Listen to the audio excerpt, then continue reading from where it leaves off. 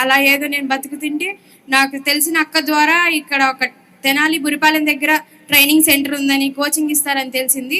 వెంటనే ఇక్కడికి వచ్చాను. వచ్చాక చూస్తే ఎక్కడో ఊరు చివర పొలాల్లో ఉంది, ఆడపిల్లలే ఉంటారు, సెక్యూరిటీ ఉంటుందా లేదా అని చాలా ఆలోచించుకున్నాను. కానీ ఇక్కడ చాలా మేము అనుకున్న దానికన్నా చాలా బాగుంది. నాలాగా ఏ సపోర్ట్ లేని వాళ్ళకు కూడా ఇది ఒక మంచి స్టేజ్గా, ఇది మళ్ళీ నా లైఫ్లో వచ్చిన సెకండ్ ఛాన్స్. దీన్ని నేను మంచిగా యూజ్ చేసుకుంటానని కోరుకుంటున్నాను. అండ్ మాకు ఈ అవకాశాన్ని దయచేసిన వీరందరికీ నా హృదయపూర్వక కృతజ్ఞతలు సార్.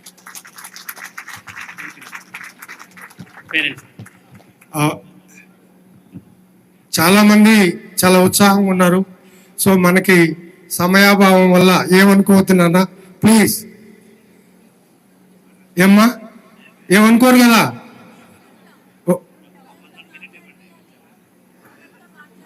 సరే ఓకే, ఒక్క నిమిషం. సో మీరు ఇప్పుడు ఆ పాప మాట్లాడింది కదా, ఆ ఒక్క నిమిషంలో ఎట్లా మాట్లాడాలో చూపించింది, మీరు అర నిమిషంలో ఎట్లా మాట్లాడాలో చూపించాలి.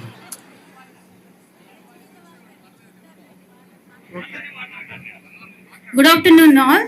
నా పేరు దోనేపూడి మౌనిక. నేను బ్రాహ్మణకోడూరు నుంచి వచ్చాను. మాది ఒక మధ్యతరగతి కుటుంబం. మేము 3 ఆడపిల్లలం. నేనే మొదటి ఆడపిల్లని.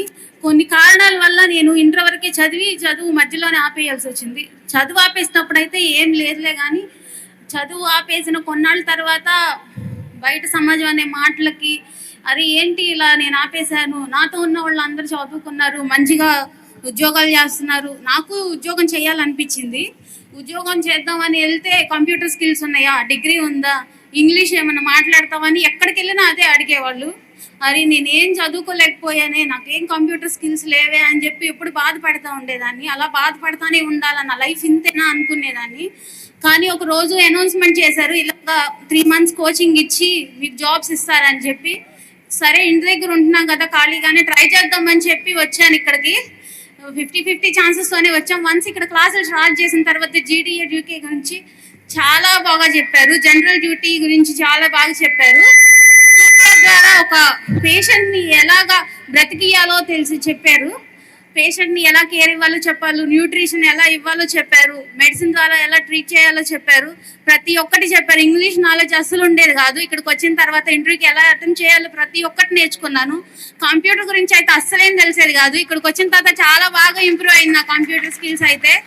ఇక్కడికి వచ్చి కోచింగ్ తీసుకుంటే నాకు ఒక అదృష్టం లాగా ఉంది చాలా. నిజంగా నాకు మణిపాల్ హాస్పిటల్లో వచ్చింది జాబ్ అయితే, అది కూడా మంచి శాలరీ. నేను శాలరీ అయితే ఎక్స్పెక్ట్ చేయలేదు అసలు. మంచి హాస్పిటల్, మంచి శాలరీ, చాలా సాటిస్ఫై అయ్యాను నేను మాత్రం. దీంట్లో ఇన్వాల్వ్ అయిన ప్రతి ఒక్కరికి, ఎంసాని గారు సార్కి, ప్రతి ఒక్కరికి థ్యాంక్స్. మేడం కూడా వచ్చారు, మాతో ఇన్వాల్వ్ అయ్యారు, చాలా మమ్మల్ని మోటివేట్ చేశారు. ఇలా ఉండాలి, ఆడపిల్లలు ధైర్యంగా ఉండాలమ్మా, మీరు ఫ్యూచర్లో ఎలా ఉండాలి అని కూడా ప్రతి ఒక్కటి మాకు చెప్పారు. ప్రతి ఒక్క ఈ చిన్న స్పీచ్ని మీరు అందరూ వింటున్నందుకు చాలా థ్యాంక్స్, ధన్యవాదాలు. ఇక్కడికి వచ్చిన ప్రతి ఒక్కరికి నా హృదయపూర్వక ధన్యవాదాలు. సీడాప్ వాళ్ళకి, సెంట్రల్ గవర్నమెంట్, స్టేట్ గవర్నమెంట్, ప్రతి ఒక్కరికి నా హృదయపూర్వక వందనాలు. Thank you for giving this option. Good afternoon everyone. నా పేరు లక్ష్మీ పూజ. మాది బురిపాలెం గ్రామం. బురిపాలెం నుంచి ఫస్ట్ వచ్చిన నేను ఇక్కడికి. బయటకు రాని ఫ్యామిలీ మాది, ఓన్లీ ఇంట్లో ఉంటామే మాకు తెలుసు. ఫస్ట్ టైం వచ్చినప్పుడు నన్ను అందరూ చూసి చాలా నవ్వారు. ఏంటమ్మా మీకు ఉద్యోగాలు, చదువుకోవటం ఇంత అవసరమా, మీరు బయటకు వెళ్ళటం ఎందుకు, మీ ఫ్యామిలీని అన్నీ చూసుకుంటున్నాం కదా అన్నారు. కానీ మాకు సెకండ్ ఛాన్స్ ఇది, మేము ఏదైనా నేర్చుకోవాలి, మాకు ఫ్యూచర్లో ఏదైనా అవసరం అయ్యిద్ది అని వచ్చాను. కానీ వచ్చిన తర్వాత చాలా ఇంప్రూవ్ అయ్యింది మా స్కిల్స్ అన్నీ. మాకు మంచి జాబ్స్ వస్తాయో రావో అనుకున్నాం, కానీ మంచి మంచి జాబ్స్ చూపించారు. మణిపాల్లో జాబ్ కూడా ఎలెక్ట్ అయ్యింది. కానీ చాలా హ్యాపీనెస్గా ఉంది మాకు మంచి క్యాంపస్ ఇవ్వటానికి. మా పెమ్మసాని గారు ఇంత ఇచ్చేసినందుకు మాకు చాలా హెల్ప్ఫుల్గా ఉంది. Thank you sir, thank you all of you madam.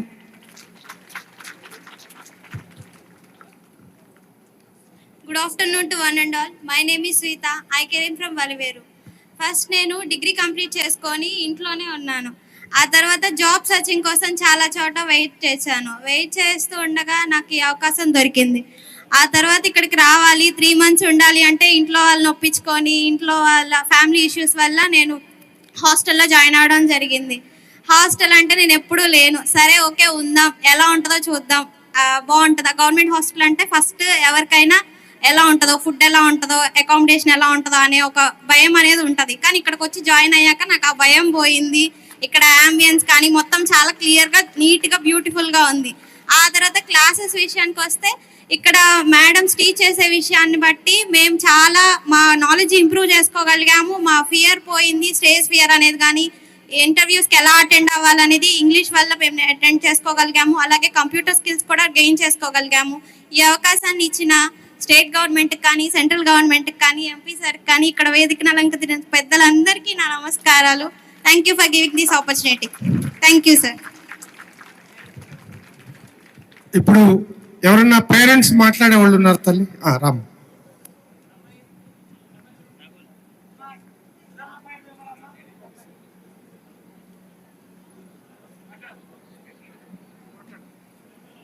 First అండి, ఇక్కడ ఈ వేదిక మీదకి విచ్చేసిన అందరికీ హృదయపూర్వక వందనాలండి.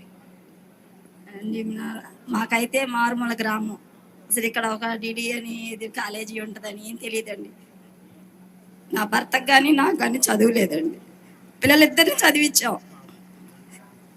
చదివించామండి. కానీ ఇంటర్ సబ్జెక్టులు 2 అయినాయి. పెద్ద పాపకి పెళ్లి చేయమన్నారు, పెళ్లి చేయను. నేను చిన్న వయసులోనే పెళ్లి చేసుకొని 2 పిల్లలకు అన్నాను. మా పిల్లలకు అలాంటి కష్టాలు ఉండకూడదని చెప్పి నేను ఎవరిని అడిగినా కూడా ఏ సాయం చేయలే. కానీ సచివాలయంలో అనౌన్స్ చేస్తే ఇక్కడికి వచ్చి చూశాను.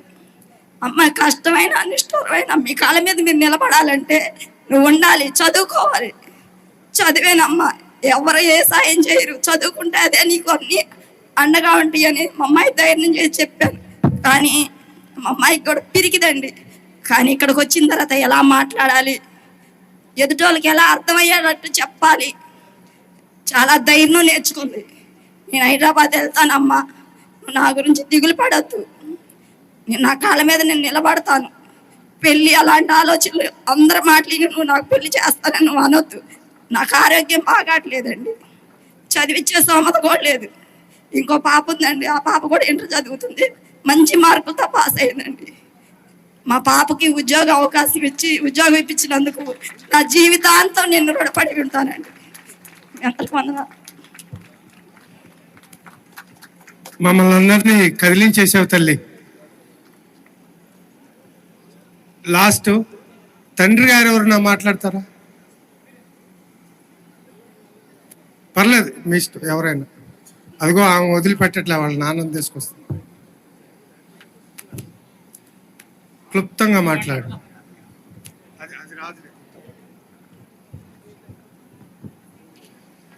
అందరికీ నమస్కారాలండి. వేదికను అలంకరించిన పెద్దలందరికీ నమస్కారాలు. ఎక్కువ సమయం లేదు కాబట్టి చిన్న క్లుప్తంగా ఒక మాట చెబుతాను. ఈ అవకాశాన్ని ప్రతి ఒక్కరూ వినియోగించుకోవాలి తల్లి. ఎందుకంటే ఇంత గొప్ప అవకాశం ఇచ్చారు మనకి.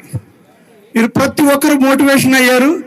మా పాప మైక్రోబయాలజీ చదివింది సార్. ఇంతవరకు మరి జాబ్ ఆపర్చునిటీస్ ఏమీ లేవు, కానీ ఇంత గొప్ప అవకాశం వచ్చింది. మా జాబు వచ్చింది అనగానే మాకు సంతోషం అనిపించింది. ఎందుకంటే వాళ్ళ భవిష్యత్తులో వాళ్ళ కాళ్ళ మీద వాళ్ళు నిలబడగలరు. తర్వాత వచ్చే హస్బెండ్ ఎలాంటి వారు ఉంటారో తెలియదు, కానీ బిడ్డలు వీళ్ళ భవిష్యత్తు మీద వీళ్ళ కాళ్ళ మీద వీళ్ళు నిలబడగలరు అనే ఒక ధైర్యం ఉంది. ఈక్వాలిటీ, ఇప్పుడు స్త్రీ పురుషులు వేరు కాదండి, అందరూ ఈక్వాలిటీ, సమానం హక్కు. ఆ హక్కును మీరు సంపాదించుకున్నారు. దాన్ని బట్టి చాలా స్టేట్ గవర్నమెంట్కి కానీ అలాగే మన సెంట్రల్ గవర్నమెంట్ సార్ వాళ్ళకి అందరికీ చాలా థ్యాంక్స్ అండి. మీకు ఎంతో రుణపడి ఉన్నాను సార్, బిడ్డలకి ఎంత సాయం చేసినందుకు. అందరికీ వందనాలండి. చాలా ధన్యవాదాలండి మీ అందరికీ.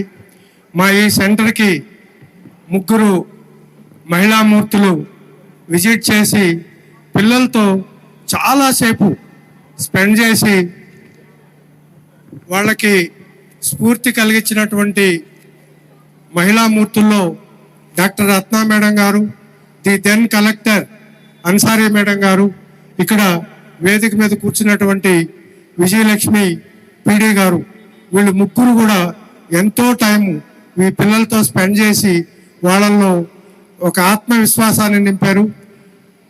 సభ అనుమతిస్తే ఒక్కసారి డాక్టర్ మేడం గారిని వారి అభిప్రాయాన్ని వ్యక్తపరచాల్సిందిగా కోరుతున్నాను.